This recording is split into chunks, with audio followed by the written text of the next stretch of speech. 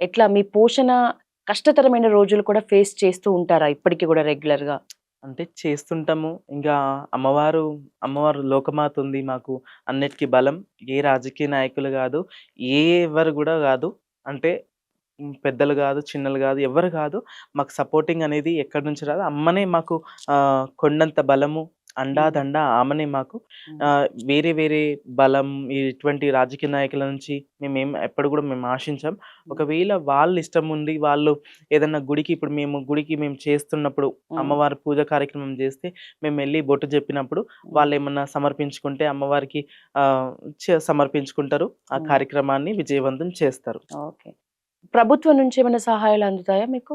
ఇప్పటివరకు ఏం లేదండి. మొన్న చూసుకున్నట్టయితే ఇంగ లైన్‌లు అవన్నీ జెప్పారు.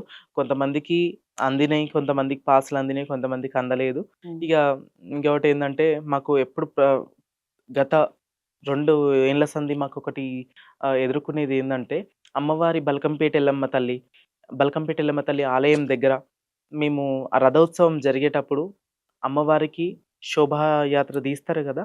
ఆ యాత్రలో ఆహ్, డప్పు, సన్నాయి మోతలు, హ్మ్. బ్యాండు అవన్నీ ఉంటాయి కాబట్టి, అది మధ్యలనే హ్మ్. ఆపేయడము, హ్మ్. ఉట్టి అమ్మవారిని ఏదో హ్మ్. తీసుకొస్తున్నామా అంటే తీసుకొస్తున్నాం అన్నట్టు. హ్మ్. అంత ఇప్పుడు ఆమె సొమ్ము తినే చాలా మంది బతుకుతున్నారు. హ్మ్. గుడి అయినా సరే, హ్మ్. ఎండోమెంట్ అవును. అయినా సరే, ఎవరైనా సరే, మనమైనా సరే అమ్మవారి దీవెనలతోటి మనం ఉంటున్నాం.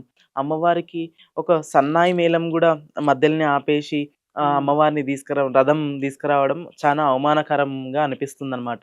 ఎందుకంటే ఇన్ని ఏండ్ల సంది మేము చిన్నప్పటి నుంచి నాకు ఒక 20, 23 ఇయర్స్ నుంచి మేము చూస్తున్నట్టయితే ఇప్పటి వరకు ఎప్పుడు గూడా అలాంటి విధానం చేయలేదనమాట.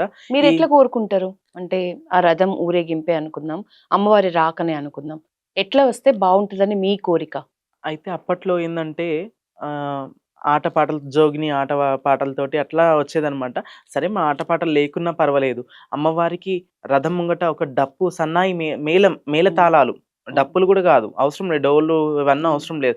మేళతాళం మంచి ఒక సంస్కృతి, సాంప్రదాయాన్ని మనం సంస్కృతి, సాంప్రదాయం ఎవరో పెళ్ళిళ్ళు, బరాతులైతే అవును. రాజకీయ నాయకులైనా సరే, ఎవరైనా సరే పోలీసులను ఆపుకుంటూ ఒక పెద్ద పెద్ద శబ్దాలతోటి శబ్దాలు చేసుకుంటూ వస్తుంటారు. అవును. అమ్మవారు లోక కళ్యాణి జగన్మాత, జగదీశ్వరికి ఆమె పల్లకిలో వస్తుందంటే ఎంత చూస్తందుకు కనుల వైభోగం లెక్క కనుల పండుగ లెక్క అనిపియాలె. హ్మ్. అక్కడ ఏదో తీసుకొస్తున్నట్టు సైలెంట్‌గా తీసుకొస్తే అమ్మవారు ఎప్పుడొచ్చింది తెలవదు, ఎప్పుడు పోయేది తెలవదు అన్నట్టుగా అట్లా అయిపోతుందనమాట. కానీ ఒకటే కోరుకుంటున్నా, అమ్మవారికి డప్పు, హ్మ్.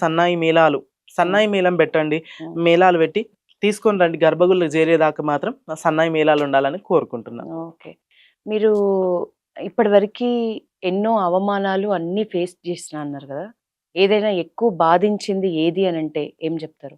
ఇంగ ఏందంటే ఇదే ఇంకా అన్నమాట. ఇప్పటికి ఉంటదా కొంత వివక్ష మీకు మీ మీద మిమ్మల్ని చూస్తే, మీ దగ్గరలో జనాలు ఉన్నప్పుడు గాని, ఎక్కడ ఎక్కువ కొంచెం బాధనిపిస్తది? ఇగ ఇప్పుడు చూస్తున్నారు గదా! ఇప్పుడు బల్కంపేట్ల ఈ ఈ హ్మ్. ఇట్లాంటివి చేస్తేనే మాకు కొంచెం బాధనమాట. ఇంగ ఇప్పుడు మేమేందంటే అమ్మవారికి మేమొక మెసెంజర్స్ లెక్క ఇప్పుడు ఏదైనా చెప్పాలన్నా గాని, ఏదైనా చెయ్యాలన్నా గాని మేము అప్పుడు హ్మ్. అమ్మవారు బల్కంపేటలో బాయిలున్న అమ్మవారిని గూడా ఎవరని గుర్తించింది గూడా ఒక అవును. శివసత్తే. అవును. శివశక్తే గాబట్టి ఇప్పుడింత పూజలు అందుకుంటుందంటే మా మా శిగం వల్ల, మా దేవతల వల్ల ఇప్పుడు మాకు ఆవహించింది గాబట్టి అప్పుడు పెద్దలు చెప్పి ఈ బల్కంపేట ఎల్లమ్మ ఈమె బాయిలో పుట్టింది అని చెప్పి ఆనవాళ్ళు చూపిచ్చిర్రు గాబట్టి ఇంత సేవలు, ఇంత క్రౌడ్‌లో అమ్మవారు భక్తులందరిని అనుగ్రహిస్తుంది. అందరిని చల్లగా జూస్తుంది గాబట్టి అంత వైభోగంగా నడుస్తుంది. ఇటువంటి దానికి గూడా మమ్మల్ని కొంచెం సజెషన్ తీసుకొని, ఇంకా గూడా హ్మ్. తీసుకొని నడిపియాలని ఒక ఇదనమాట. మీకనిపిస్తది. అది ఓకే. కొంచెం బాధనిపిస్తది. బోనాల టైంలో మీలాంటి జోగినీలు ముందు నడుస్తున్నప్పుడు శివసత్తులంటే వాళ్ళు షిగమూగుతూ ఉంటారు. వాళ్ళకర్థం కాదు. వినిపించదు కూడా కావచ్చు నాకు తెలిసి. కానీ జోగినీలు నడుస్తున్నప్పుడు కూడా ఆకతాయిలు చాలా మంది కామెంట్స్ ఇస్తూ ఉంటారు. మీకు వినపడేలాగా, మీకు కనపడేలాగా. సో, అట్లాంటివి విన్నప్పుడు గాని, చూసినప్పుడు గాని మీకు ఏమనిపిస్తది? ఎప్పుడైనా దానికి రివర్స్ కౌంటర్స్ ఇస్తూ ఉంటారా? మీరు మీరు అయితే ఓన్‌గా చెప్పండి. అయితే ఇప్పటివరకైతే నా లైఫ్‌లో మాత్రం అటువంటిది జరగలేదు. హ్మ్. అంటే మిగతా జోగినీలకైనా, శివశక్తులకైనా సరే అటువంటివి జరుగుతుంటదనమాట. అంటే వా నేనొకటే ఏం చెప్పేదేందంటే, మనం ఎట్లుంటే హ్మ్. వాళ్ళు గూడా అట్లా రియాక్ట్ అయితరు.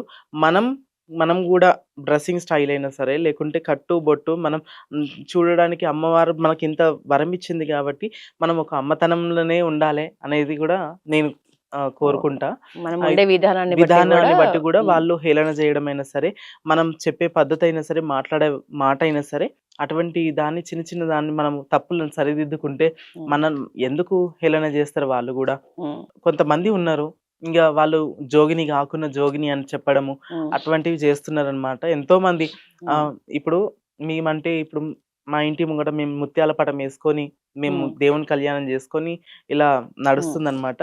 అసలైతే మా గురువులు, మా తల్లిదండ్రులు ఒప్పుకుంటేనే అది జోగినికి హ్మ్. అర్హులనమాట. ఇప్పుడేందంటే ఎవరు పడితే ఆళ్ళు జోగిని అని, హ్మ్. ఎవరు పడితే ఆళ్ళు శివసత్య అని జెప్పి హ్మ్. అలా జేస్తున్నారు. అది చానా తప్పు. ఇక్కడ మీరు సమాధానం చెప్పుకోకున్నా గానీ, పైన ఎళ్ళిన తర్వాత సమాధానం జెప్పుకోవాల్సొస్తది.